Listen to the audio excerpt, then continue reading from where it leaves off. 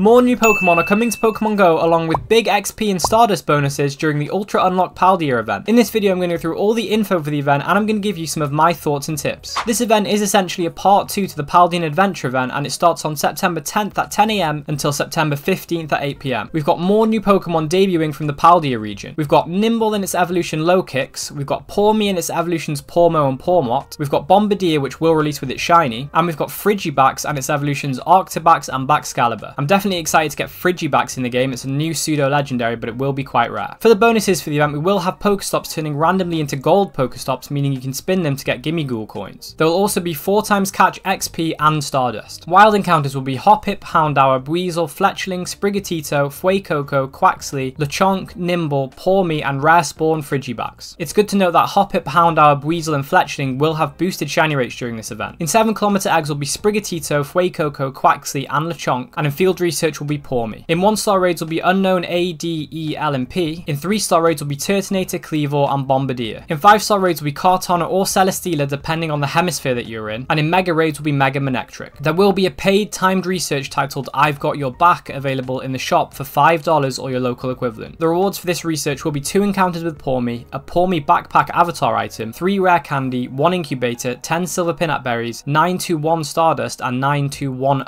XP. The 921 theme being because Pawmi is number 921 in the Pokedex. It's good to note here, if you do purchase this timed research, it will need to be completed by September 15th at 8 PM local time. So if you're going to buy it, make sure you have the time to complete it during this event. There'll also be some Pawmi and Nymble showcases, and there'll be new avatar items to celebrate the release of the Teal Mask DLC for Pokemon Scarlet and Violet. Here are my thoughts and tips. Gold Pokestops will be appearing randomly without the use of a Golden Lure module, so it's a good time to get Gimmighoul coins to evolve Gimmighoul into Gholdengo. If you don't know how to get Gimmighoul, you will need to send a postcard from Pokemon Go to Pokemon Scarlet and Violet, and then you will receive a coin bag in Pokemon Go, which you can use in a similar way to the Meltan mystery box. It works like an incense, but you can only catch Gimmighoul for a set period of time. To evolve into Gholdengo, you need 999 Gimmighoul coins, so this event will be a good opportunity to rack up some of those coins by spinning golden Pokestops. If you don't have a Nintendo Switch and Pokemon Scarlet and Violet to get Gimmighoul, you could trade for a Gimmighoul, or you could borrow a Switch from somebody to get the coin bag. Or you could coordinate with somebody that has a Golden Lure module, because if you put a Golden Lure module down on a Pokestop, it has a chance to spawn Gimmighoul. Gholdengo is also not a bad Pokemon in Pokemon Go, being a top 10 Ghost type raid attacker and ranked 70 in the Master League. To make the most out of the 4x catch XP, you can use Lucky Eggs, which will double the catch XP to 8x catch XP. Excellent Throws will be your best friend during this event because they normally give a bonus of 1k XP on top of your catch XP. This will be a bonus of 8k XP per catch with a Lucky Egg, and that's without any other catch bonuses added, or the regular catch XP. So it's definitely worth trying to focus Excellent Throws during this event if you want to rack up some big XP. You could end up getting around 9000 XP per catch or more during this event. It's worth Mega Evolving a Pokemon of the type you are likely to be catching, because you do get bonus XP per catch if you Mega Evolve a Pokemon that is high level or max level. If you're out catching a Pokemon with a Lucky Egg active, then it would be a good time to open gifts and try to increase friendship level, because increasing friendship level during this season will give 1.5 times XP, and with a Lucky Egg that will be doubled again. Here are the amounts of XP that you can get when increasing friendship level this season. So Good Friend is normally 3k XP, and with the season bonus it will be 4.5k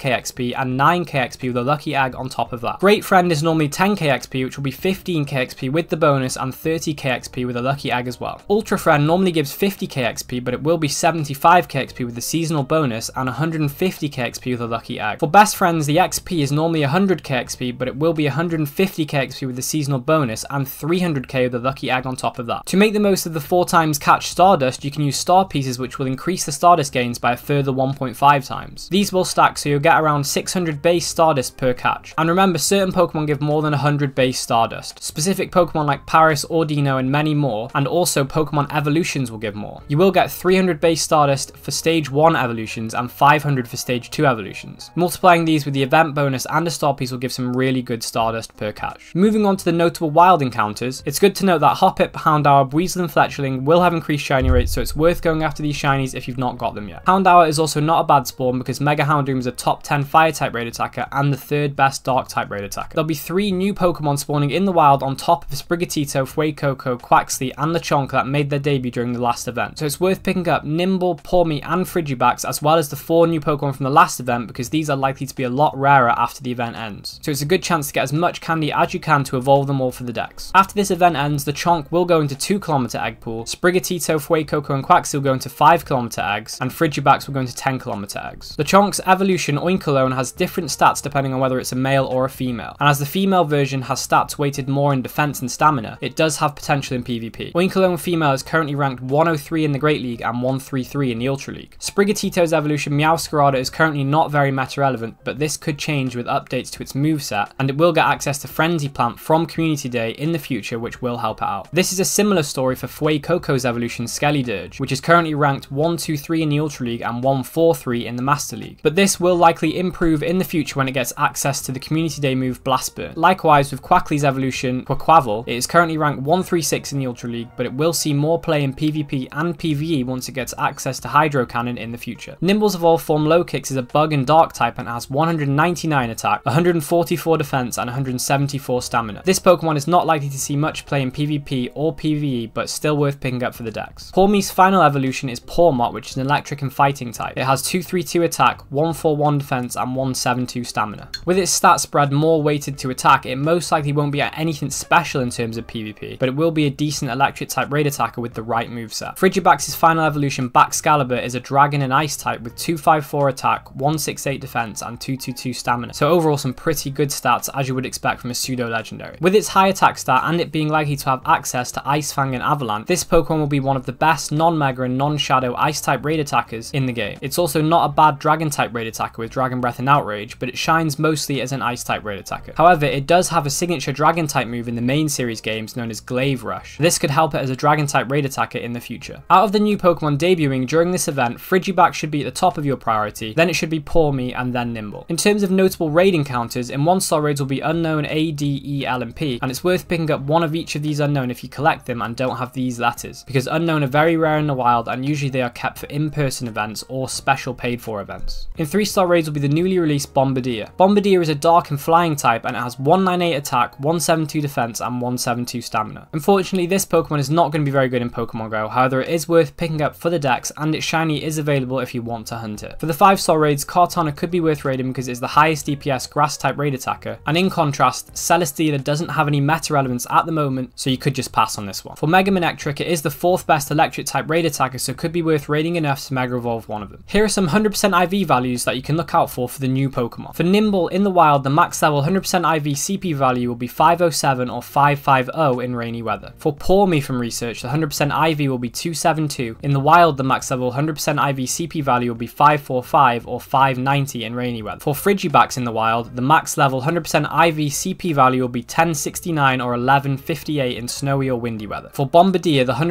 IV CP value from raids will be 1421 or 1777 CP with a weather boost in windy or foggy weather. With the 4x catch XP and Stardust alone, this event is worth playing. But we also have the addition of even more new Paldean Pokemon to hunt for, which is pretty fun. Let me know in the comments if you're going to be playing the event. Check out this video on the screen now to see what's in store for the rest of September, and as always, like and subscribe and I'll catch you in the next one.